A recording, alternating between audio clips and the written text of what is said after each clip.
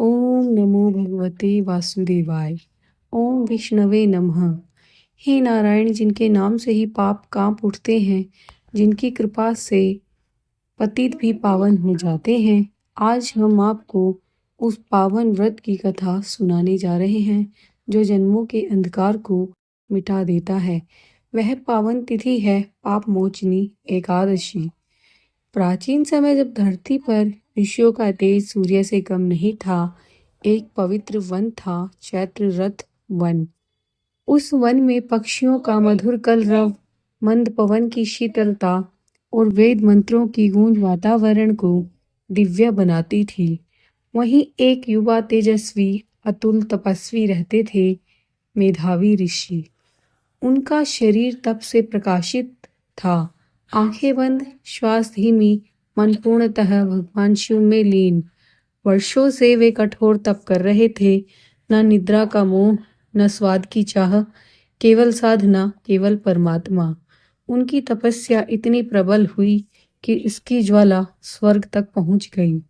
स्वर्ग लोक में बैठे देवताओं के राजा इंद्र चिंतित हो उठे। उन्होंने देवगुरु से कहा, यदि यह ऋषि और तप करेगा तो उसका तेज मुझे हीन कर देगा। कहीं ऐसा न हो कि वह मेरे सिंहासन का अधिकारी ही बन जाए। इंद्र का भय बढ़ता गया और भय से जन्मा एक गलत निर्णय, तप भंग करने का निर्णय। उन्होंने स्वर्ग की अनुपम सुंदरी, मधुर स्वर की अधिष्ठात्री अप्सरा मंजू घोषा को बुलाया। मंजू घोषा जब वन में पहुंची तो वसंत जैसे स्वयं उतर आया। उसने वीणा छेड़ी, स्वर उठा, मधुर मादक, मन को बांध लेने वाला। ध्यानमग्न ऋषि के कानों तक वह ध्वनि पहुंची, मन में हलचल हुई। उन्होंने धीरे से आंखें खोली। पहली बार उन्होंने तप के अतिरिक्त कुछ और देखा। मंजू घोषा मुस्कुराई, हे मुनिवर, क्या मेरे संगीत से आपका मन प्रसन्न हुआ? और वही क्षण तप की दीवार में पहली दरार था। एक दिन, 2 दिन, फिर ऋतुएं बदली, फिर वर्ष बदला। ऋषि को लगा बस कुछ पल ही बीते हैं, परंतु पूरे 57 वर्ष बीत चुके थे। मोह का जाल ऐसा था कि समय का भान ही मिट गया। जब मन भटक जाता है तो वर्ष भी क्षण लगते हैं। तप की अग्नि बुझ चुकी थी, वैराग्य की जड़ें हिल चुकी थीं। एक दिन प्रातःकाल सूर्य की किरणें उनके चेहरे पर पड़ी, जैसे भीतर कोई चेतना जाग उठी।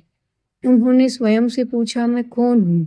मैं किस मार्ग पर था और अब कहाँ आ पहुंचा? जब सत्य का ज्ञान हुआ कि 57 वर्ष व्यर्थ चले गए, उनका हृदय पश्चाताप की अग्नि में जल उठा। क्रोध और ग्लानि से कांपते हुए बोले, हे अप्सरा, तूने मेरे तप को भंग किया है, जा पिशाचिनी बन जा। क्षण भर में मंजू घोषा का रूप बदल गया। वह कांप उठी, आंखों से आंसू बह निकले। मंजू घोषा रो पड़ी, हे मुनिवर, मैं तो इंद्र के आदेश से आई थी, मुझ पर दया कीजिए। क्या मेरे उद्धार का कोई मार्ग नहीं? क्रोध धीरे धीरे शांत हुआ। ऋषि बोले, चैत्र मास के कृष्ण पक्ष में आने वाली पाप मोचनी एकादशी का व्रत करो।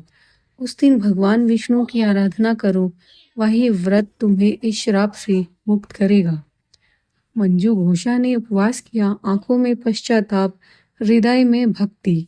उसने भगवान विष्णु का नाम लिया, रात भर जागरण किया, प्रार्थना की, हे नारायण, मुझ पतिता पर कृपा करें। और जैसे ही एकादशी की प्रभा उदित हुई, उसका पिशाचिनी रूप भस्म हो गया।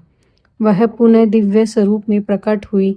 श्राप समाप्त, आत्मा शुद्ध। मेधावी ऋषि भी पश्चाताप से भरे थे।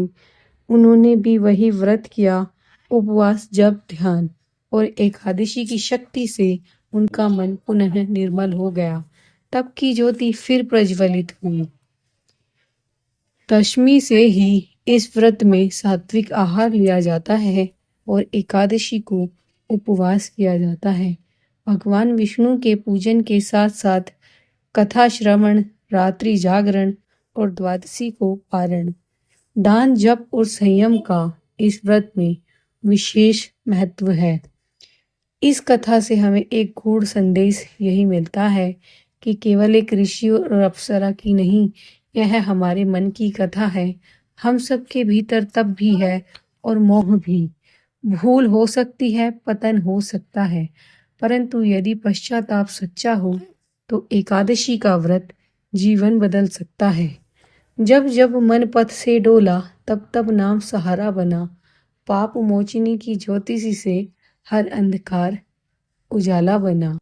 हे भगवान विष्णु, हमारे मन को भी पवित्र करें, हमारे दोषों को दूर करें, हमारे जीवन में सद्बुद्धि का प्रकाश दें।